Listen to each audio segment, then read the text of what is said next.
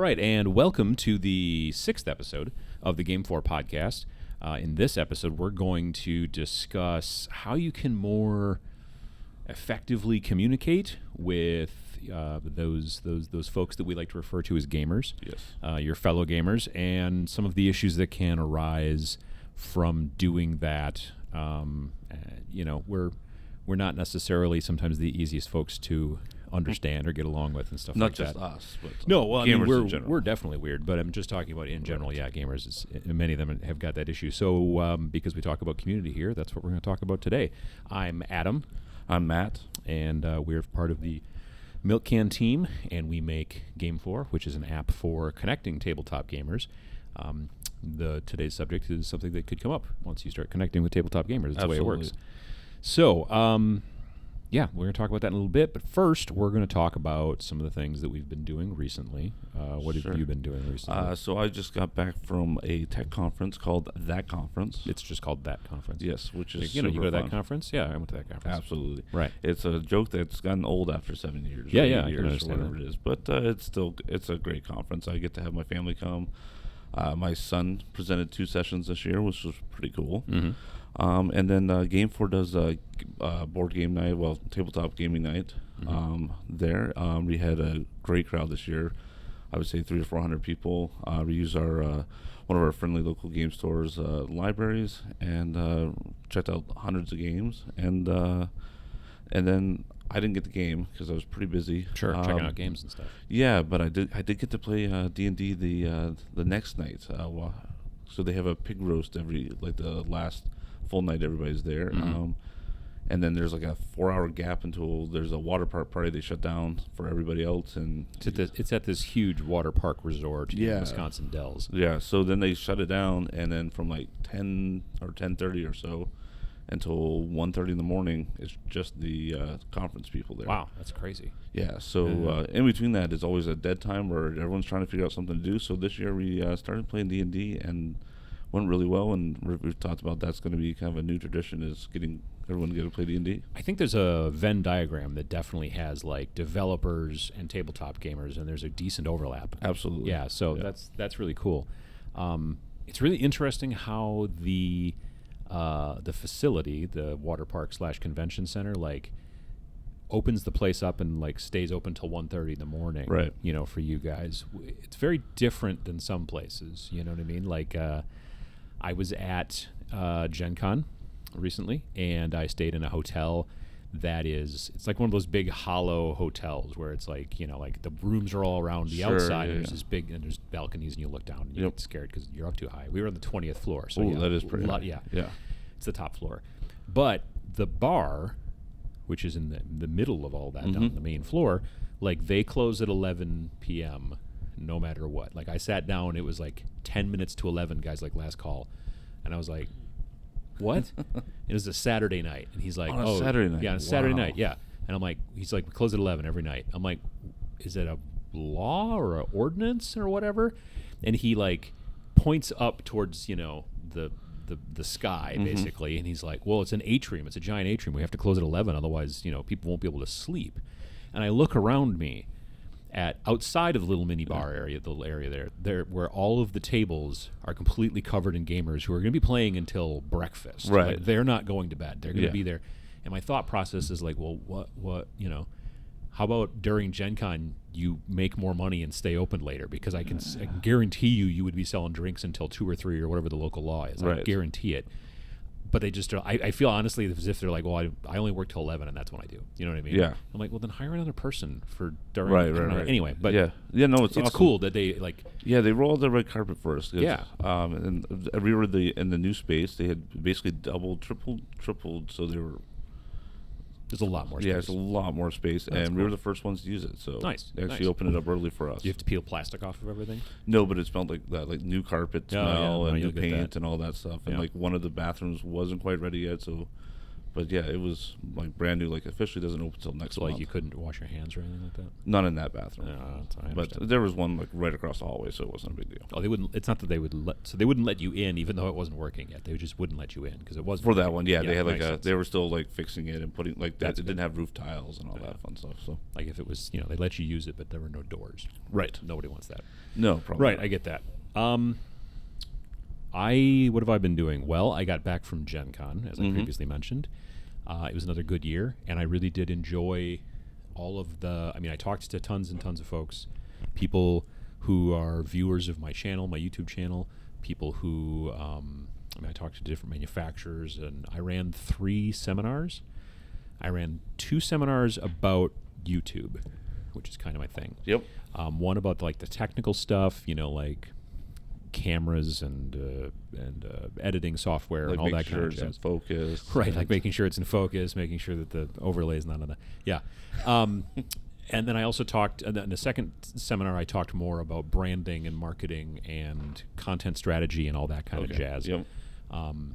And that was fun. But then I also did a third seminar where I talked about GameFor, like how to find local gamers in your area using our app and all that kind of stuff. And so they were all well received and attended, and I really enjoyed it. It was a lot of fun. I bought some things. I bought a Fez number 5. Number 5. Yes. It's only 5. I would have put the number higher. No, it's only 5. I only have the one head too, but nonetheless. When it becomes 7, then I can wear one every day of the week.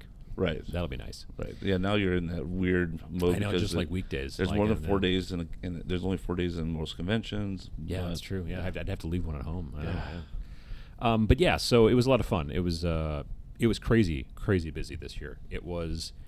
They came out like right after the convention and said it was almost 70,000 people. Holy cow! Which is a good deal more than last year. A good deal more than the last couple of years. Last couple of years have been like 63, 64. Wow. So yeah, they said nearly 70. And it felt bigger.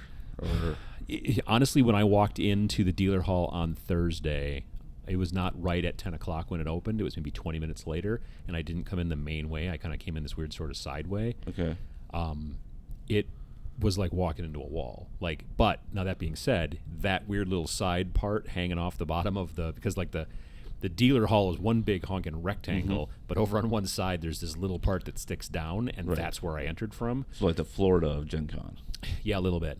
And but the rows are really narrow. The aisles are narrower there than they are in the rest of the place. So, and it was right by. There's this game called Kingdom Death, which is very popular, and I'm not saying you can only get it at conventions, but it's one of the easiest places to get it, evidently. Sure. And it's also cheaper. Like the base game, if you order it online, is like $400, but if you get it at conventions, it's like $350 or something like that. Oh wow! Okay, so already by 20 minutes after the opening, like they had this humongous line, which made things even tighter around that area. So it was at first I was like, well, this is no good, because I was like walking around with my arms held up, and it was just like shoulder to shoulder people. But by the time I started getting through a ways, then it got a little bit easier and stuff like that. But yeah, it was super busy, but it was a lot of fun, and I talked to a lot of people and did all kinds of stuff, and so that was cool. Great. I'm also still working on Star Wars Legion models. I've got 4 completely finished squads of stormtroopers now. I've got scout trooper squad done and a death trooper squad done. They just need to be varnished. Okay. Clear varnish to protect the paint.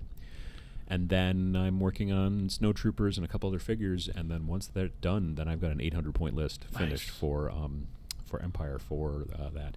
They also showed off at Gen Con the new like Clone Wars set that'll be coming out in another month or so. Right. And so they had a starter that you could buy, but they only had a certain number of them, so it was hard to get. But yeah, the starter is going to be like droids versus clone troopers. And they showed some of the other stuff that they're working on for the future and stuff, which was really cool. But yeah, no, it was a good convention, and I had a good time. And now I'm not going anywhere for a little while, but I'll be going to DC to the Nova Open, the Northern Virginia Open, end of August. So I'll be there like the last week of August. Yeah, that's coming right up. into September. Yeah. Awesome. So gamers. Yes. We're a little weird sometimes. We are. Yeah.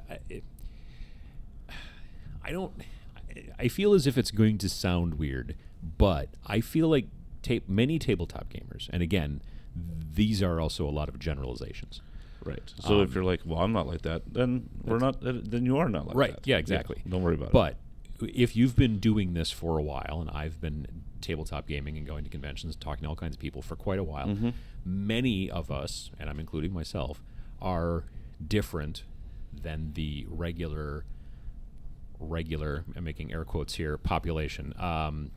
We did start referring, when we were at Gen Con, we stayed over Sunday night and left actually Monday. Oh, instead of leaving right away Sunday with the crowd, yeah, it's a big crowd and it's a pain in the butt. So this year we stayed one day later, and it was amazing, like how quickly Indianapolis, like downtown Indianapolis, went back to normal, and it was a little disconcerting to us. And and some of the guys I was staying with were just like, all these normies, and and that's kind of the thing. That's sort of the when you think about the regular population, and there are plenty of people who are tabletop gamers and who are also, they like sports. Sports and popular movies that everybody else likes, and, and whatever, and all that kind of stuff.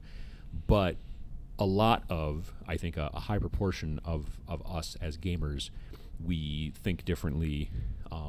Sports is not necessarily a big thing amongst a lot of gamers. Right. I think that, like, if you've ever worked as a gamer, if you've ever worked in a regular place and, like, I made a Dungeons and Dragons joke or something like that, and just crickets, got like no response from anybody around you, that's probably kind of normal. That all being said, we are finding that it is becoming a better and better time to become a nerd. Oh yeah, I mean, like, look at how much money the Marvel movies have made, and all that kind of stuff. So look at how much money the Critical Role, Critical Role, like a Kickstarter raised. What was it, $12 million, $9 million? 13, yeah, it was just ridiculous. It was like Forbes magazine and CNBC were doing articles about what the heck is going on over here, kind of a thing, and they were like, they noticed. So it is a good time to be a nerd, but nerd is I don't like to use that word particularly, but it's it covers a lot of the overall thing. Right. What we're talking about here is not just people who are fans, but we're talking about specifically gamers. And it's also a good time to be a gamer, better than it was when I was in, say, high school. Right. There's bigger crowds, more selection. Absolutely. More access to game stores. Yeah. Oh, yeah, absolutely. Online communities to join. Yeah. Right. But there still is a bit of a, I don't want to say a barrier, maybe a bit of a upward battle in some situations because of the type of people that seem to be still to some degree attracted to tabletop gaming. The people who are maybe a little bit more serious about it, a little bit more interested in it, as opposed to the people who are just like, oh, I hear a lot about Dungeons and Dragons on like whatever TV shows and on Twitch and things like that, so I'm interested in trying it out, versus the people who've been doing it for a long time and it's like a huge portion of their life. Right. Yeah. One thing when working with tabletop gamers is you have to take into consideration in many situations shyness, social anxiety, introversion. I think that one of the reasons that we made the app the way that we made it, made GameFor app, is because we didn't want to make it like. Frequently, I tell people what it's about, and they say, "Oh, it's Tinder for gamers," and I'm always like, "No." Right, because it's not just saying, "Hey, here's some people who also like to game. Why don't you make some friends?" Right, we could absolutely do that, but sure, there's been ones that have done that in the past and get zero traction because that's not the way that gamers kind of think. It's like awkward. If I instead show you, oh, here's this event that's going to be going on at this store, or here's this event that's going to be going on at this public place, or that kind of thing, then instead of me as the gamer having to go, well, geez, I'm not just going to like introduce myself to somebody new, or that feels awkward and that kind of stuff, which I don't know that I would call myself an introvert, but I also would not call myself an extrovert. Like, I can deal with people pretty well and talk to pretty much anybody, but I'm also 48 years old. Right. I knock 15, 20 years off of that, and that was not an easy thing for me to do. Right. And, I do public speaking. I've done teaching sessions, but to walk up to a group and be like, "Hey, can I join in with you guys?" Exactly. amazed at people that can do that. I mean, public speak. Yeah, I feel blessed in that I've never had a fear of public speaking. Mm-hmm. But going up and talking to one person that you don't know, that I would rather talk to a room of 3,000 people than sometimes go up and just introduce myself to, like, at least, like I said, I'm better these days, just with age or whatever. I think that I've discovered over time that people don't think about you as much as you think that they do. Right. So when you like walk up and maybe missay something or whatever like that, and then later on you're like, oh, that was so stupid. They're probably thinking of a moron. They don't even remember it. Right. They honestly don't. They're not. They're thinking about their own thing. They're thinking about what they said, or they're thinking about lunch or whatever. So concerning yourself with that stuff is not as important. But yeah, like the shyness and introversion thing. When you are trying to work with somebody who's a gamer, you're trying to maybe get them into your kind of gaming group, or maybe you are trying to, let's say you're a game company, like a game, and you're at a convention. Jumping out and getting in somebody's face, and that's not necessarily the carnival barker is not really a good thing to do. Right. The thing that we used to do, and we haven't really been going to conventions. I mean, we go to conventions, but we don't have a booth. Right, not as much as we did when we first started out. We tried like the Origins and stuff. Yeah, like we that. had we went to a couple smaller conventions. Well, the Origins is not that small, but we went to some conventions just to see how that would work out. And the number one way to make people ignore you is just to say hi. If you say to some hi, degree, you make it a hi or a smile or something, but they're probably not going to engage with you. Leading with a joke is, I think, sometimes well. And now the joke has to be, I don't know. I found that somewhat relevant is what we found. Right, and also a bit subtle. Right. Like when people would walk by, they would look at our booth, and they would look at it and read the name, and they would see the stuff, and they'd be like, they'd be mouthing and they like GameFor, and they'd be walking by, and then and you're at Origins, let's say, right. And then what I would generally do is, when they would walk by, I would say, hey, do you like games? Because that seems like a foregone conclusion. Right. Like if when we would go to, and we still go to trade shows quite frequently. When we go to trade shows, we usually open with, when talking to store owners, do you run events at your store? Right. And that's an actual serious question, and most of them generally do. Some of them take it almost as a joke, as they're like, well, of course I do. Of course I do, that kind of thing. But there's a couple that are like, no, I don't have space for it, so I don't. Sure. But you're also making it a lot more relevant for them. Right. When a person walks by at a gaming convention where they've traveled to, brought about, they're staying in a hotel, they're carrying a giant pile of games in a giant bag, and you walk by and you're like, hey, do you like games?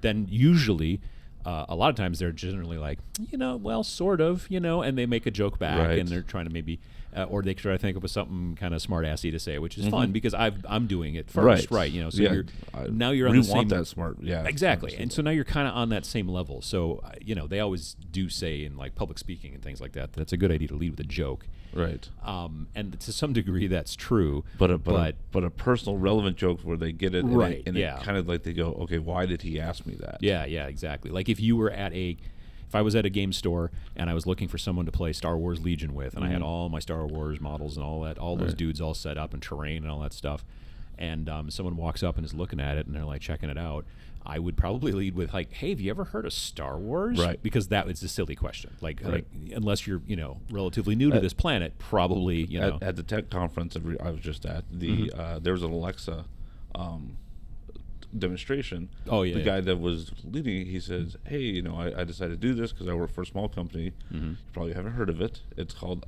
Amazon. Sure, right, yeah, exactly. And then everyone started laughing, and then immediately they're like, oh, that's funny, and engaged with them. Exactly. That kind of stuff, without getting too wacky, something kind of subtle like that I think can also help. Right. For trying to get over a little bit of that maybe shyness and introversion. And also, if you can make somebody feel a little, And also that like Star Wars thing, you're basically saying like, if you know anything about Star Wars, like come play. Versus you're like, do you know who the third rebel fighter who died on Planet Hoth was? And then you go, no, I don't. And you're like, oh, wow. And that kind of leads into the second thing, I think, for some issues sometimes with dealing with with tabletop gamers, and this is whether you're trying to maybe come in comparison to them, trying to get them to come and play with you versus you trying to go and play with them, and that is something that we see pretty frequently, and it's called gatekeeping. And what that is when somebody like here's a classic gatekeeping line, like, oh, well, you're not a true Star Wars fan, right? Or you're not a true role player, you know, Yeah, or like, or oh, whatever. you watched all the Marvel movies. Well, did you read any of the comics? Right, Then exactly, You yeah. don't really Yeah. understand what's going on. And there can be a lot of that. It's I frankly think that to some degree, and this is maybe just armchair psychology, I think that it is because of it's a result of some degree of kind of isolation and like you know, like I'm used to be everyone used to talk down to me because I was a gamer and a weirdo, Right. and now you're coming over here interested in my thing, and so now I've got to try to talk down to you, kind of a sort of thing. You You're know what I right. mean? If you're like, I tried watching a Packer game and they didn't. I didn't know who this player was, and Mm-hmm. so now I need to show that. Well, I know stuff that you don't know. Or Yeah, something. I mean, yeah, that could be like that too, but it could also just be like, you know, it's more of almost a distrust, but it's also sometimes to show maybe how smart I am or dominance. Yeah. Yeah, exactly. You know, there's a lot of you hear this all the time online. That if you want to get response on something that you post on the internet, say the wrong answer. You know what I mean? Like, don't ask if you ask a question like, oh, well, you know, how do you do this? You may get some responses. But if instead you say, I think that you do this by doing this, and you know it's wrong, you will get so many people telling you that you're wrong, and so many people trying to correct you. It's like pictures of Daleks where people are like, "That's my favorite Star Wars character." Right, exactly. Yeah, I mean, there's T-shirts that they sell at Gen Con. Right. I've seen that. You know, like, yeah, oh wow, R2D2, he's my favorite Star Trek character, and then it's a picture of a Dalek on there. Right. You know, that kind of thing. And that's just designed to drive certain elements of the gaming community a little nuts, or fandom, really, in that situation, really. But it's the same type of thing, and that's a thing that can be sometimes problematic and can then lead back to the first point. Whereas if you're interested in playing this board game with these people at the small convention, but the first thing that you get is kind of a gatekeepery kind of a response, well, then that helps to feed your introversion. You know what I mean? And so that just becomes like a vicious cycle. So, yeah, those types of things I think are some of the kind of issues, the shyness, or the basically almost like response to shyness, or the result of it, where you felt, you know, looked down on or whatever over your earlier gaming career, and people make fun of you because you played D&D, and now you're going to be like, you know, snarky to somebody else or something along those lines. Do you see any other kind of issues with like, you know, like some of the problems that you've had dealing with gamers in the past, like psychological or whatever types of things? The shyness is the number one, or or just like not understanding when that person is coming out of it, like they're putting themselves out there, but you're not really understanding that. You're like, so you know, you're both kind of being so cautious to one another that you guys don't come together, even though you're both like wanting to play a game together. Be like, well, do you know how to, you know, like if you're playing a board game, like, well, do you know the rules? Well, no, I've never played before. And be like, oh, okay, well, I'll let you find somebody who has that can help you. Or, Sure, where both of you are like, or we'll just sit down and learn together. But when both parties in that situation are shy or whatever, that becomes even more difficult, because then neither of them wants to make that first step.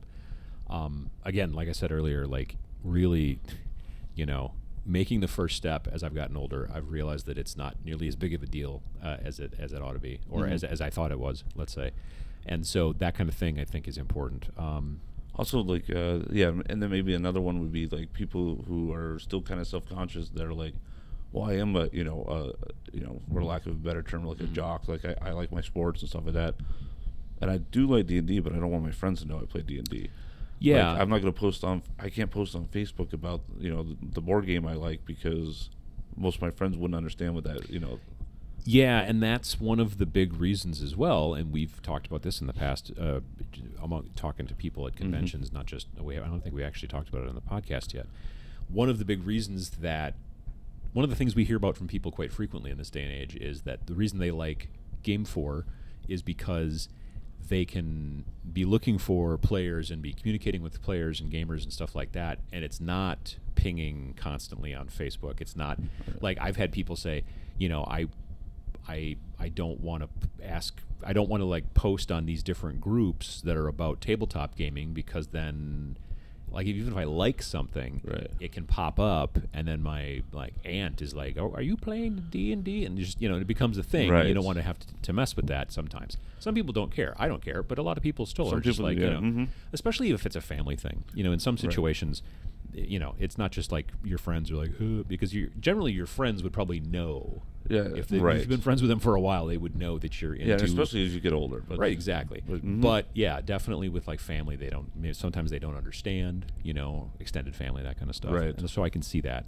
One of the benefits to GameFor is that it is completely separate from that kind of stuff. So you can do your normal talking to your family thing or whatever on Facebook, but then you can be looking for games to play, getting together playing Catan or RPGs or whatever and stuff like that, and your family is probably not on GameFor most likely because they're not into gaming. So that's and if they are, then all the sure. I mean, you should get your family into GameFor. Don't get me wrong. So how do we make this easier? Dealing with gamers or working with our own psyche as a gamer and trying to make it work. One of the first things, honestly, and I kind of touched on this a second ago, is going slowly. Like if you're a game company and you leap out at people at conventions and like that kind of stuff or whatever, and are super high energy, I can see a lot of gamers being like, that is a lot of work just paying attention to you, and just it's and it's problematic. So I'm not saying you should just sit back and sulk as a but but like the high energy, like in your face, right? Like, promotion is probably going to make them just kind of shy away, right? Whereas, like I said, when people are walking by and you say, "Hey, do you like games?" then that's it's short, it's sweet, it's and they can be like, yeah, I do, and then they can keep going, and you can be fine with that, or they can be like, yeah, I do, and then you can tell kind of. It's holding out the bird seed rather than running at the swarm of birds and throwing bird seed, right? Yeah, exactly. No, absolutely. And so just kind of going slow and being cognizant that there's a good chance that somebody that you're talking to is maybe not necessarily great at talking to folks, or that kind of thing. I think that's important.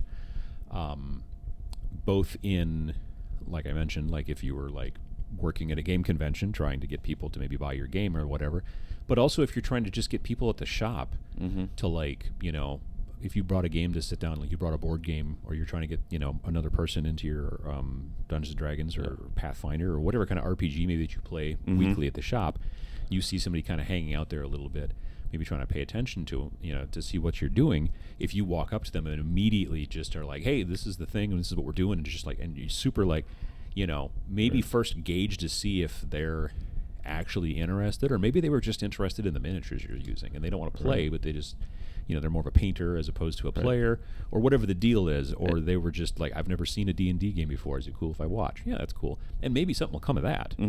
But to immediately be like, hey, sit down, we're going to start playing, that's a lot of gamers would be like, Right, and you made up especially a good point, if somebody like, haven't played. laying stuff out, versus like if you just had like your game box and you've got it huddled underneath you, they're probably not going to feel okay to come up and ask you, can I play? Oh, yeah. Versus you have everything kind of set up and you're kind of looking around and they're like, oh, he's looking for somebody. For the people who've not gone to small conventions and stuff like that too frequently, it is amazing to see, like, we've been to a couple different small conventions where they get these mylar balloons, like helium balloons that say like looking for players, and then they have a long ribbon that goes down to like a weight. And so if you're just like, if you're not even scheduled a game, you just found an open table, you can go grab one of those balloons and stick it on that table and put out the board game or board games, let's say, that you're interested in playing, and people will see that who are bored or whatever, walk over and go, oh, okay, what is this guy playing? Oh, he's playing Puerto Rico. I like that game. And then boom.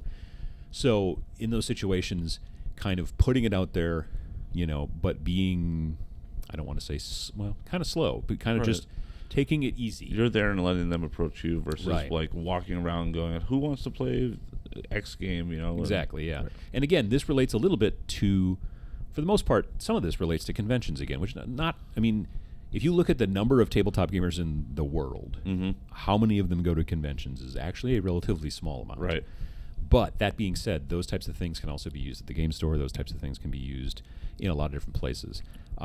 Even like when you're, obviously you're not going to just discover gamers who are hiding in your house and having a game, and then you're like, hey, can I check it out? I mean, like, you need to leave the house for that kind of thing. But so when you're going to, whether it's a game store, a game event, a game convention, that kind of stuff, even if you decide you've heard about a gaming group and they get together at a certain spot, wherever it might be, you know, there's still sometimes some kind of trepidation. And if you're the people at the gaming club and this new person comes in, not completely bombarding them, make them feel welcome, start out slow, offer to show them around, whatever, that kind of stuff, I think can really be a smart thing to do. Another thing, and I touched on this a little bit earlier, you don't always have to be right. Gamers, but I like being right. I know. Most gamers do love being right, and that's fine. And I've been in the midst of many conversations where that's the case, and I am a big fan of, rather than saying, well, let's just agree to disagree.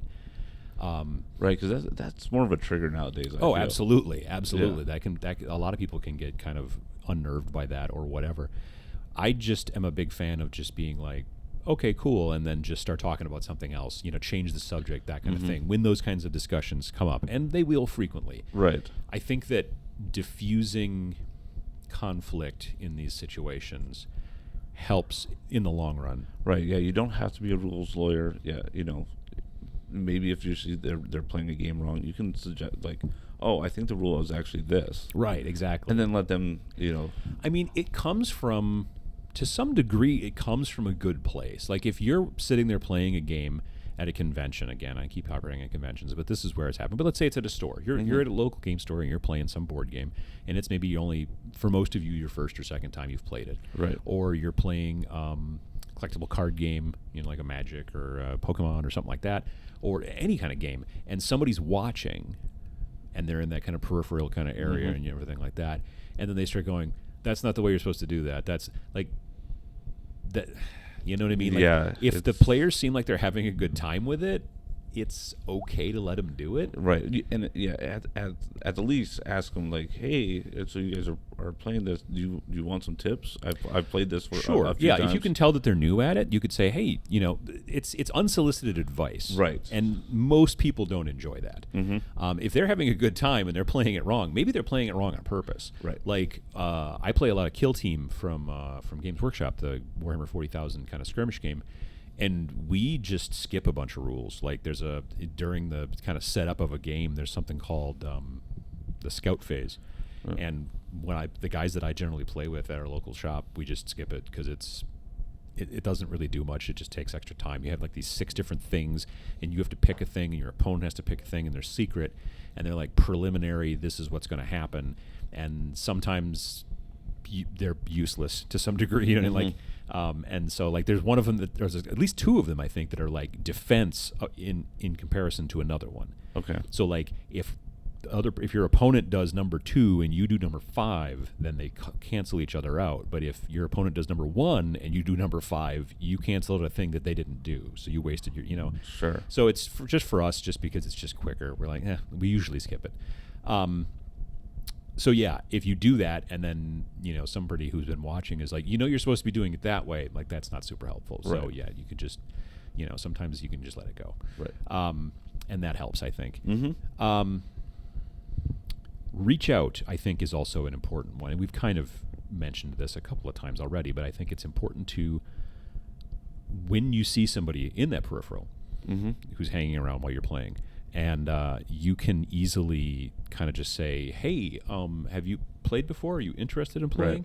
And don't like be like, sit down, we're going to play, like that whole thing. Right, you know, right. but you can offer, because sometimes that's what they're waiting for. Right. Yeah, we had a young lady at the tech conference, and she started a whole group discussion about D&D. She was interested in playing, but her friends played, but had never offered for her to play. We're like, oh, well, did you ask them? She's like, well, not directly. We're like, okay, well, like, what did you do? And she's like, well, I would always ask my one friend, like, to tell me what happened in the last adventure. I'm like, well, as a D&D player, I know that nobody outside of my group usually cares about what happened in my campaign. Yeah. So yeah, they should have figured that out, but you know, maybe not. But that was what she was kind of hinting at. So she didn't come right out and say like, well, can I join your group?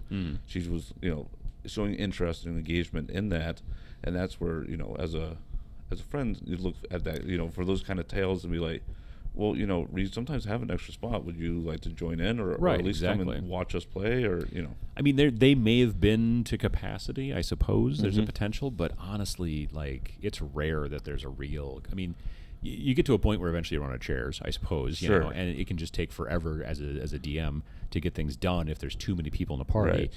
But on the other hand, yeah, you could also sit in once in a while, and you just hang out, and you could also maybe sit in and be kind of almost like run as an NPC. Right, you could do an NPC. There could be alternatives. They'd be like, yeah, exactly. Oh, well, we do one-offs every once in a while, and you could do a one-off. Yeah, there's a lot of ways that they'll probably that you probably engage. So, reaching out, I think, is important because it's such a. I think it's it is a good time to be a gamer. The gaming industry, tabletop gaming industry, is larger than it's ever been, and it's been amazing. I mean, just like I said, I keep talking about this. Go to Gen Con, 70,000 people who are all there pretty much for the same thing. That all being said, there's always room for more. You know what I mean? So I think that and it's not just an altruistic thing either. If you find more people in your area to play games with, that just gives you more people to play with, more more opponents, more whatever, depending on the games that you play. There's plenty of people. We see people all the time in the app who are like, oh, I'd really like to, I downloaded the app, but there's nobody around me. And sometimes it's not true. Sometimes they just aren't paying attention to the looking for players section of the app. Like we've talked about, if 10,000 people downloaded the app, all from, let's say, London. Sure. And because we can see when people are downloading it, where they're downloading it from. So we'll see 50 pings on London, let's say. And then we'll have someone go, there's nobody playing in London, nobody using the app. We're like, I know for a fact there is. Right. But usually somebody has to looking for players or start a group or something like that, and then all of a sudden, as soon as somebody does that, it sparks. Right. Taking the initiative does that. But the other thing though is that we've seen people who are like, oh, I there's nobody around me to play any games, and I've even looked in the app and stuff, and then we realize that they live literally in the middle of nowhere.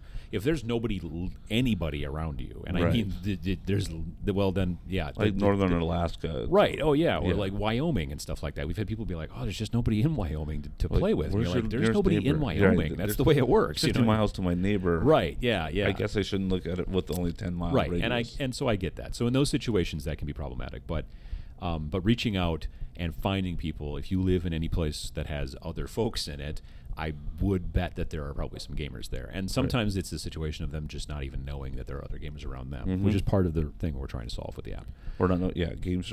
Find a game store that's near you. Yeah, there's a big deal to, I think, one of the reasons that the local game store is so important is that it is also a meeting place where not only you can go to buy games, and sure, in some situations you can get games cheaper online, certainly, but it's very difficult to ask Amazon, so what games are popular around here? Like, what's the game that people like? Do they play Age of Sigmar, or do they play Warhammer 40,000? Right, if I go spend $200 on plastic, is there someone to play with? Exactly, yeah. And Amazon won't tell you that for the most part. We can tell you that to some degree with GameFor, but really, the local shop owner is the person who's like, well, the game that's really popular here is this. Or the game that I sell the most of is not Magic, it's actually Pokemon. Or we've got a lot of pre-orders for X, Y, Right, exactly. Or, hey, we have 3 groups who play on different nights in our back room, and they play role-playing. 2 of them do Dungeons & Dragons. And I know one of them's definitely looking for a player right now. Exactly, yeah. Like the people who work at the shop owners, shop employees, that kind of stuff, they are, because they're part of that community and working with that community to sell just stuff, they know what's going on as far as that's concerned. So that's really helpful. That's why the store finder thing in the GameFor app can really help, because you can find local stores near you. Like if you've just moved someplace, sometimes it's hard to know where the stores are, and the app finds them real quick. Another thing is that when trying to kind of make these things easier, you have to also understand. We're giving a lot of generalizations. Well, we're giving a lot of ways to help this issue and meet more people and stuff like that. But just not everybody is going to be your cup of tea, and vice versa. Right. You know what I mean? So and that's okay. Exactly. Sometimes you're like, somebody comes up to you at the shop and they make this first move when you guys start talking about this game or this game system or whatever.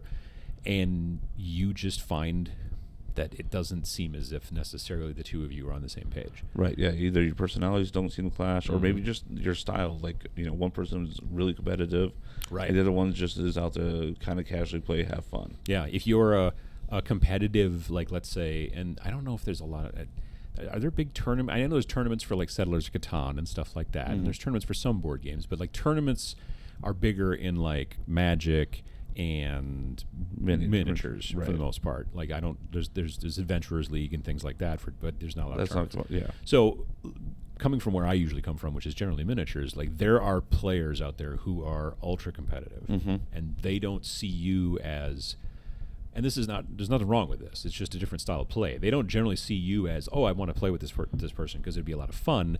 They're looking at you as practice Right. for their next tournament. And if you are a very casual player like myself who decides, we're just going to skip that entire phase because that phase is boring and stuff like that, and you're playing against a competitive player, they're going to be like, we don't ever do that. We can't do that. Right, or you're running, get disqualified. You're running right. You're running models because it makes thematically more sense. Like when you're right, exactly. Versus like this is the min max. Like I maxed out all my points, and so in those situations, those types of things, it becomes difficult, I think, in a lot of situations to become players that play together quite frequently. Sometimes it's just sense of humor is totally different, or background life experiences. You don't have to be friends with everyone. I think that it's a smart idea in life to maybe try to kind of at least start in that direction. Right. And if it doesn't turn out, it doesn't turn out. But understanding that, this is something that we can kind of, if it doesn't work, it just doesn't work. You know? Right. So, yeah. Let's see here. We got just a couple more real quick. Just don't ever assume that they know what you're talking about. If you start as a gamer and you start talking about like a lot of jargon and a lot of that stuff, it's very difficult, I think, for people if they haven't been playing it. They'll be like, I don't know, this guy's just talking like a different language, and that's not good. Well, and sometimes the opposite happens. Like, so we were looking for one more player to play our D&D group. He's the person was walking by. We said, hey, we're playing this. He's like, well, I've never played D&D before. I'm like, oh, well, that's okay. We can walk you through it. So he sits down, and then we're like, okay, we're going to roll initiative. So initiative is, he's like, oh, I know what initiative is. Sure, like, yeah. Oh, but potentially played like a bunch of role-playing, just never played D&D. And that's exactly what happened. Right, exactly. And we're like, oh, okay, well, then that's a little bit easier. But yeah, that makes sense. Just understanding that this may be their first game ever. This may be something that they've played a ton of, just never this version of it. They've never, whatever. They only play with their friends. They've never gone to a store to play. Yeah, exactly. And I personally think also, and this is kind of the last point, is that I think it's a little bit more important to do this for fun and do it less about competition. If you find somebody new at the shop, or somebody who's just never been at the shop before, or you've never noticed them at the shop before, and you're playing a game, you're set up to play a game or whatever, and they're interested in playing, and your main goal is to crush them the first time that you play against them, that may not go forward after that. Right. It's just the way it's going to work. So if you absolutely have to be super competitive, right, let the person know beforehand. Exactly. Yeah. Like, hey, I'm getting prepped for X, Y, and Z tournament. Exactly. I'm going to be maxing my characters out. Is that okay? And even if it's not for a tournament, there are just some people who absolutely hate the possibility of losing in a game, and then that can just be a lot of frustration for people who are like, just trying to have a good time. Or learn I think it. Games right. Or learn it, exactly. I think games should be fun. Not everybody believes the same, and that's cool. But then it's probably not a good idea for us to game. Yeah. So yeah, I don't know. I think that's pretty much most of it. I think if you folks have got some ideas, we'd love to hear about them as well. It's a little. I mean, life is hard to just kind of work with other humans in any situation. Gaming, sometimes it's a little bit more, just because you're also spending a lot more time together and that kind of stuff, and it's a lot more about communication. Sitting down and watching a football game with somebody at a bar that you vaguely know, that's not as difficult because you're both just observing a thing generally and maybe having some short conversations. But having to sit down and play a role-playing game with somebody that you've never met before can be difficult. So absolutely. Well, thanks again for listening to this episode of the GameFor Podcast. If you've got questions or comments and you're watching on YouTube, please leave a comment below. If you're listening via your favorite podcast player, or you just aren't into the whole YouTube comment section thing, then you can feel free to reach out to us via email at podcast@imgamefor.com. You can also find us on Facebook, Instagram, and Twitter.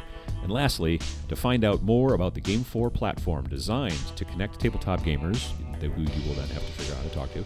Please check out our website at www.iamgamefor.com. That is www.iamgamefor.com. Thanks. Till next time.